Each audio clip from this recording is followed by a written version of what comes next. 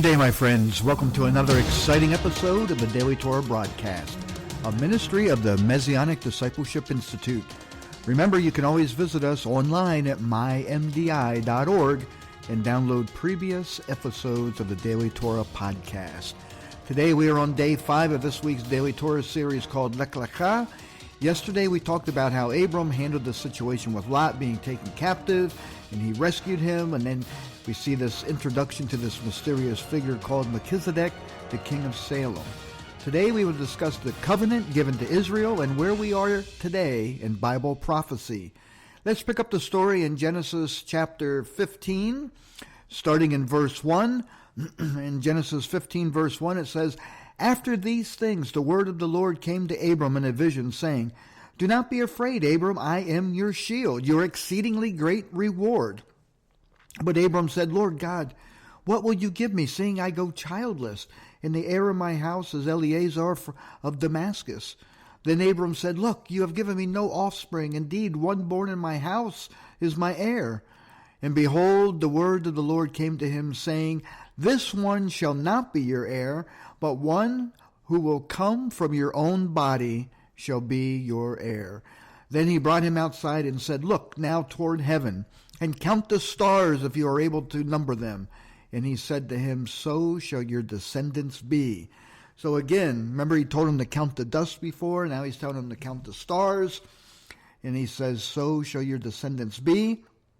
And Abram believed the Lord, and the Lord accounted it to him for righteousness. See, the Lord always just wants us to believe his word and what he's saying.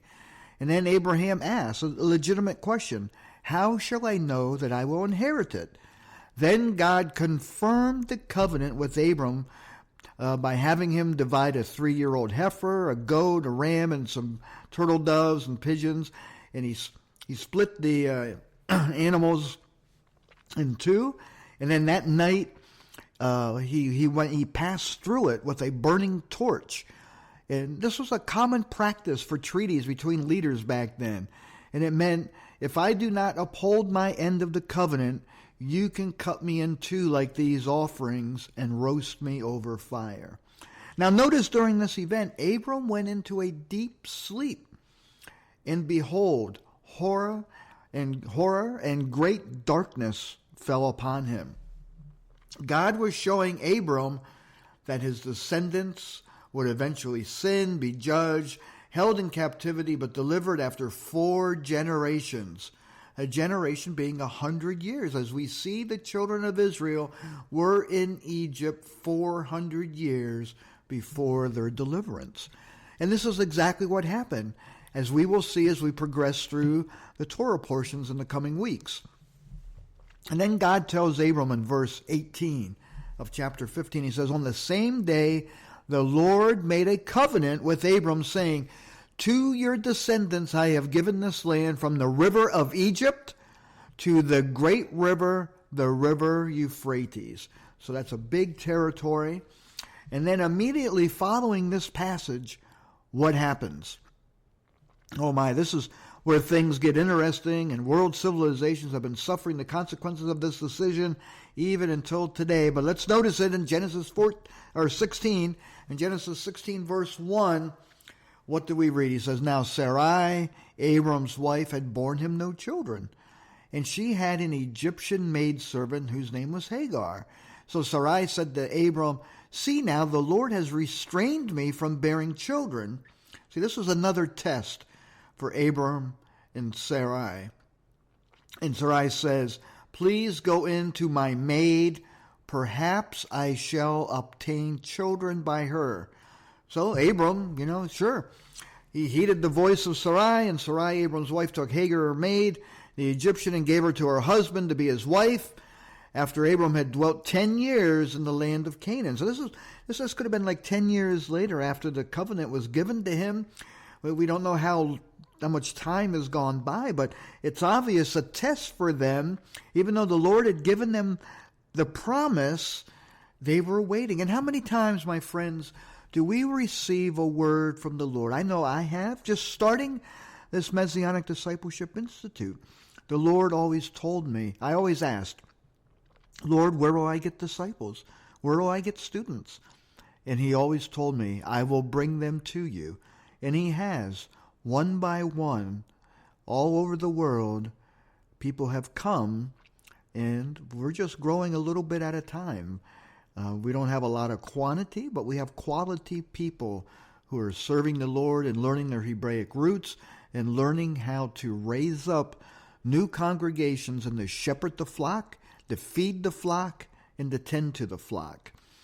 And so Abram was given a test here, just like we are all given tests of patience, waiting on the Lord. So in verse 4, in 16, he goes in to Hagar. She conceived, and when she saw that she had conceived, her mistress became despised in her eyes. So now Hagar was trying to usurp the authority of Sarai, and then it gets messy from here on out. That we'll see. We'll pick that up tomorrow. But let's turn to our half-Torah portion for today. And you have to forgive me, I'm fighting a little bit of a cold today, and my throat's scratchy, so forgive me if I sound a little raspy. But let's turn to our half-Torah portion for today in Isaiah 41, starting in verse 8. God continues to confirm and encourage Israel, and really we who are grafted into the natural olive tree. He says, but you, Israel, my servant, Jacob, whom I have chosen. Now, we haven't gotten into the birth yet of Jacob, but we will. But you know who Jacob is. His name was changed to Israel. So he says, my servant Israel, Jacob, whom I am chosen, the seed of Abraham, my friend. So God calls Abraham his friend. You whom I have taken hold of from the ends of the earth and called from its corners, and said to you, you are my servant, I have chosen you, and have not cast you away. Don't you be afraid, for I am with you. Don't be dismayed, for I am your God. I will strengthen you. Yes, I will help you. Yes, I will uphold you with the right hand of my righteousness. So what tremendous promises that God gives to Israel, just as he gave to Abraham, his friend. And what have we seen? Well, after the original Exodus, and when we get into that, I'll tell you why they had to serve in Egypt 400 years. There's a reason for that. But after the Exodus, they came back. They conquered the land. They had to wander in the wilderness for 40 years because of the golden calf incident. But then they conquered the land. They established a kingdom. And then this kingdom split during Solomon's reign in sin. Both ended up going into captivity. The northern kingdom of Israel in 722 AD. And then Judah in 586 BC by the Babylonians. Israel, the northern 10 tribes, they never returned. After Assyria took them captive, they were dispersed throughout the four corners of the earth.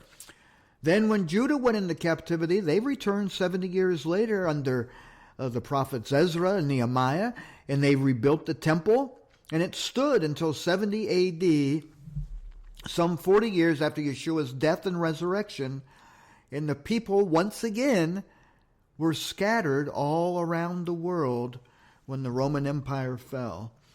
Now, some remained in the land, but very few, because then the Ottoman Empire eventually conquered the area. I mean, the Ottoman Empire started in like 1200s, longest serving empire in world history. And you never hear much about it. But they conquered the land in 1517 until Great Britain delivered the Holy Land after World War I in 1917, exactly 400 years later. What a parallel account here. It's amazing. Only God can do this. Then the Balfour Declaration was drawn up, which would have given Israel all the current land and Jordan. But the Arabs, they fought over it. They would not agree. The UN got involved, which was the League of Nations back then.